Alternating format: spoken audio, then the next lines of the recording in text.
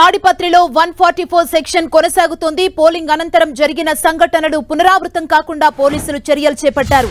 తాడిపత్రిలోకి వచ్చే ప్రధాన రహదారులపై చెక్ పోస్టులను ఏర్పాటు చేశారు పోలీసులు.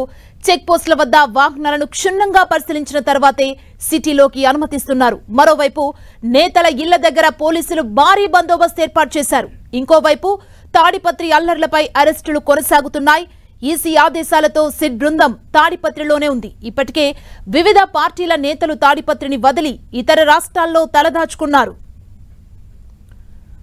ఇదే అంశానికి సంబంధించి మరిన్ని డీటెయిల్స్ మా ప్రతినిధి జగదీష్ అందిస్తారు.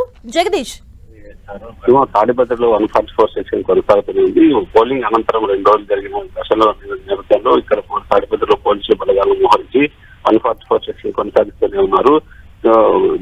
తాడిపత్రి పట్టణంలో ఏరియాలో చెక్ పోస్టులు ఏర్పాటు చేసి బయట వారిని కూడా లోపలికి రాకుండా వాహనాలు క్షుణ్ణంగా పరిశీలించారు. అనంతరం తాడిపత్రి పట్టణం వాసులు మాత్రమే లోపలికి అనుమతిస్తున్నారు. బయట గ్రామాల నుంచి కూడా బయట దేశాల నుంచి వచ్చిన వారిని ఎవరు కూడా లోపలికి అనుమతి చెప్పారు.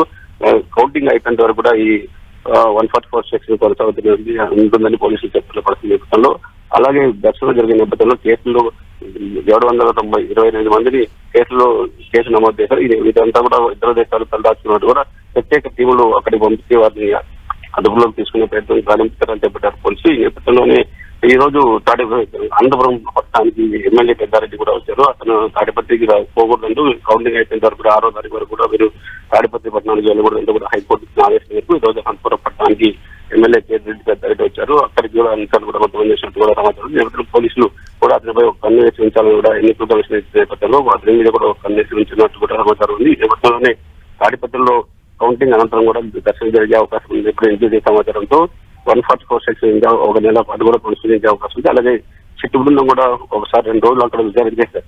అనంతరం మరోసారి తాడిపత్రి పట్టణం చేరుకుని అక్కడే చిట్ట వేసి కౌంటింగ్ అయిపోయిన తర్వాత కూడా అక్కడే ఉండాలంటూ కూడా ఎన్నికల సంఘం ఆదేశించారు. అక్కడే 3 అధికారులు కూడా తాడిపత్రిలోనే షిఫ్ట్ చేసి అక్కడ విచారణ చేస్తున్నట్టు కూడా సమాచారం ఉందని చెప్పొచ్చు. Thank you Jagadish.